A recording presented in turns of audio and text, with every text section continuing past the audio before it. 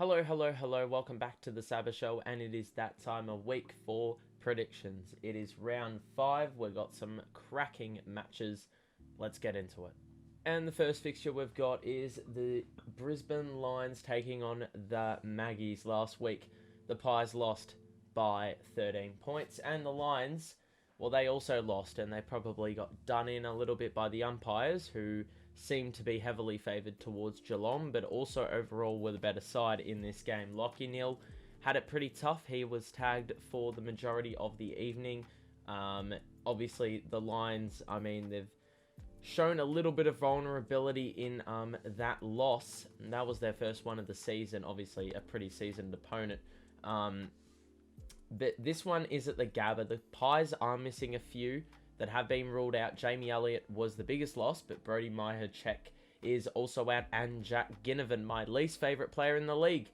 I am very happy to say that he has taken the mantle. The Pies have lost their last two, and there have been two games that they probably should have won from the position they were in against Geelong, and then this game as well. You just have a look at the opportunity. The Eagles, obviously, very depleted, and they still couldn't get the job done. They had a lot of opportunities as well, had way more scoring shots than the Eagles, and did not capitalise either. I just look at Collingwood's outs, and I just think it's too much of a tough ask. Obviously, couldn't beat the Eagles, so you really think they're going to win against the Lions at their fortress? I don't think it's going to happen. I think Brisbane are going to win this one pretty convincingly. Then we have the infamous Good Friday matchup between North Melbourne and whoever. This time it's the Bulldogs, who have gotten off to a pretty poor start, given they made the grand final last year. 1-3, lost to the Tigers, kicked 7 goals, 19 in that game.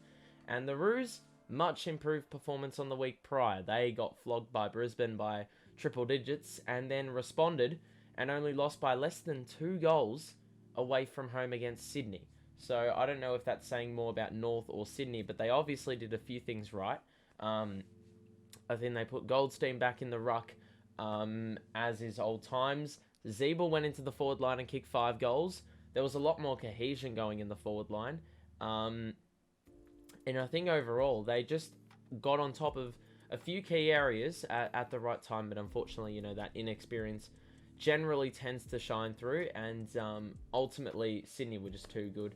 On paper, they were always predicted to win that, and they got up. So North, you don't blame them for trying, but obviously they've slumped to 1-3 as well, and that probably reflects how well they've played across the course of the season.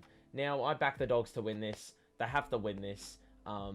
It's a big opportunity here. They're 1-3, as I said. Their goal kicking has been awful in the past couple of weeks, or their accuracy, should I say.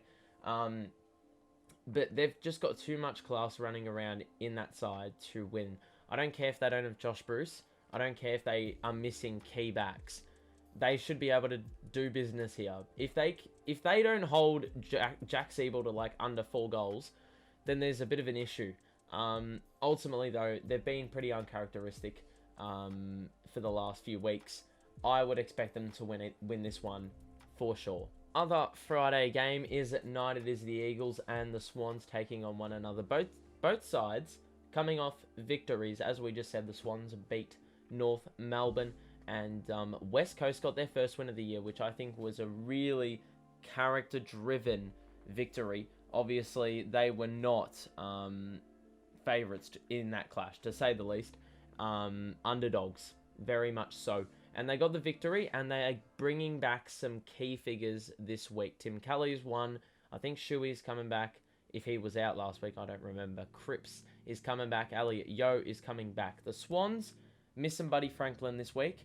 Logan McDonald will probably get the spot.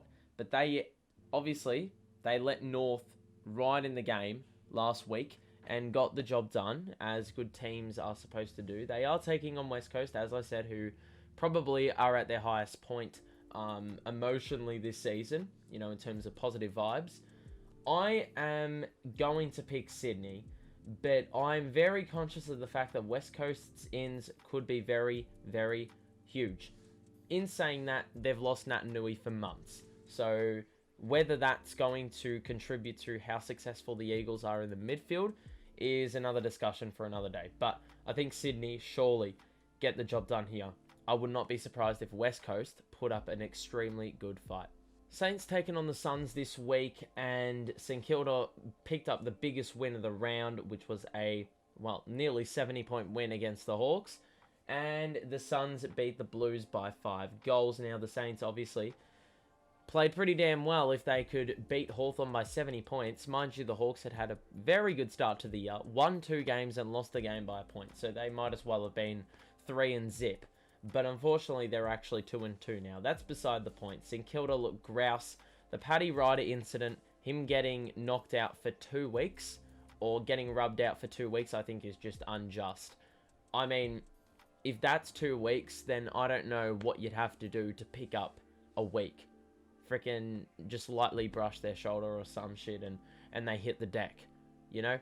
It's just, it's one of those things that the MRO continues to be very inconsistent. But regardless, I don't think it's going to cost them anyway. I think they can just bring in Jack Hayes and he'll probably do a similar, if not the exact same role that Ryder played last week.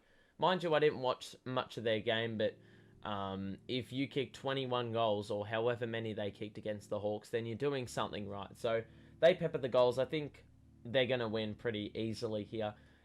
That's not discrediting Gold Coast in any way. I think it's just more speaking volumes about how well the Saints are playing at the moment. I don't think the Gold Coast Suns have an answer for Maxi King. In saying that, they held Harry Mackay and Charlie Curnow pretty well last week. So don't be surprised if that happens, but I think St Kilda just have more options. Even if you cancel one out, they've got backup to pick up the slack.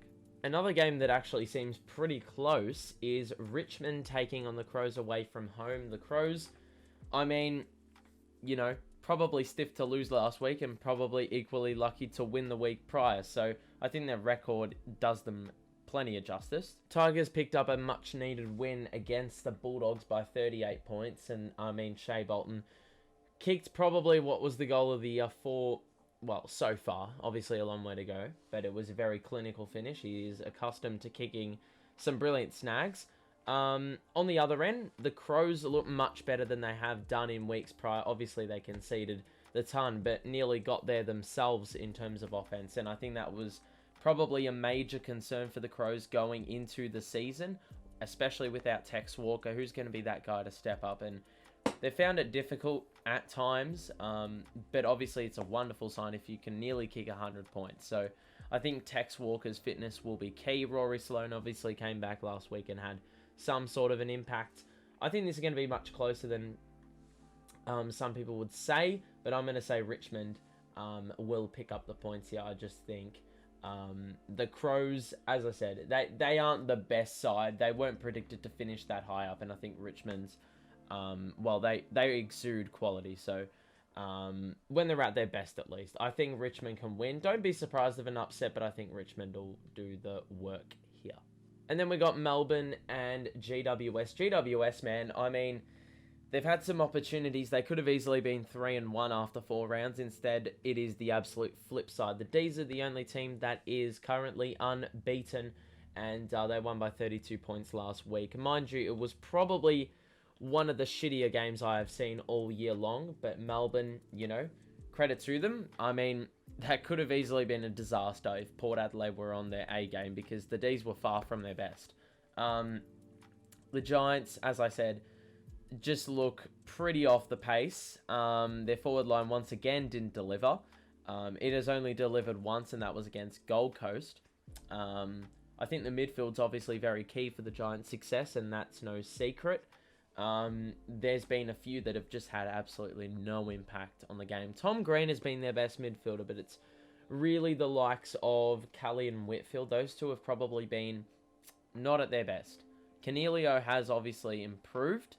Mind you, there was a pretty low standard from the couple of years prior, and Tim Taranto has been pretty good. So it's a tough one to pick, but I think the D's, man, they're 4-0. You can't really go past them, so I picked them.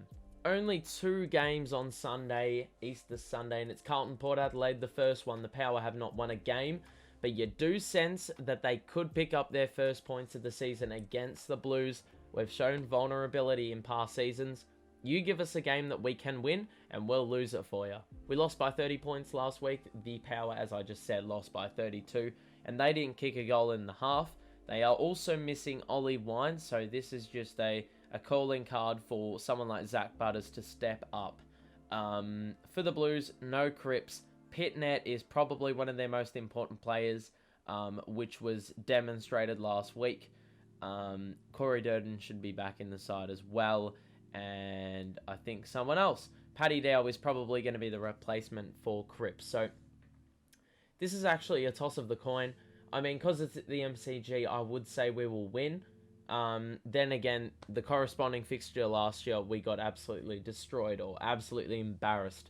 I believe in round 5 last year. So here's hoping it does not end like that for a Carlton supporter's sake like myself. I think we'll get the win anyway, but I think Port Adelaide could just as easily create an upset here, if you could even call it that. Second last game of the round, and it is the Bombers taking on the Dockers, and the Bombers, well, they participated in a very, very good match, which saw a number of players get their first win in Bombers colours, or just generally speaking in their careers. They put on a pretty good show. Nick Martin's an absolute gun for the Bombers, and that's just not... Well, that's not only because he gets good fantasy points. He just has smarts that a lot of first-year players do not have, and obviously the mature age element comes into play there, but he has been exceptional. Jai Caldwell equally has been important. Andy McGrath had a lot of the footy last week as well, and that's something that he needs to do while Zach Merritt is out. For the Dockers, 34-point win, but I don't think this game seems as easy as some would possibly think. I actually think we could have an upset on the cards. As I said, upset's a pretty loose word to use at the start of the year because you don't really know where teams sit. I think the Bombers can win this game. Obviously, it's a Marvel Stadium, so that plays into their favour. The Dockers, I mean, I don't know why I'm still not sold on them. They picked up a very, very good win last week, and I have shown a little bit of doubt towards their key forwards. It was the backline that did a lot of the work, but players like Will Brodie in the guts, Nathan O'Driscoll kicked 2 goals and had 20 touches. I mean, just simple guys like that. Neil Erasmus has come into the side. Heath Chapman's played a good role this season. I don't know why I still see signs of vulnerability from a Fremantle perspective. I'm just not sold on their consistency yet, but I still think they could win this game. In saying that, I'm picking Essendon for no reason whatsoever. And then we have Easter Monday, and it is the Hawks taking on the Cats. I'm going to keep this one short and sharp.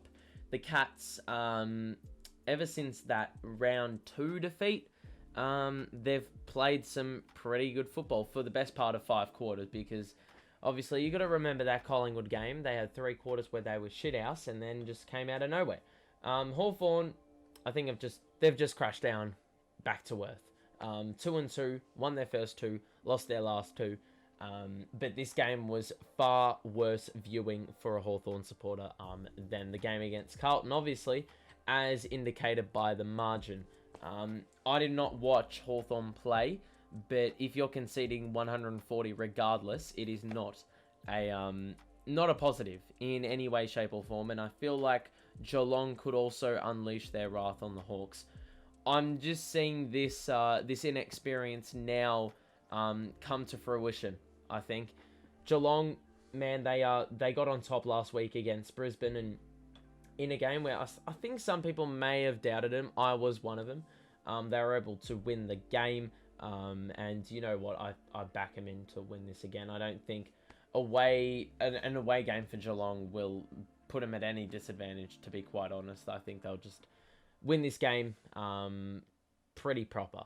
That's it from me. Hope you enjoyed the video. Drop a like and subscribe. It is a weekly thing, so jump on board. But that's all from me. So thanks for watching, and I will see you in the next one. Peace out.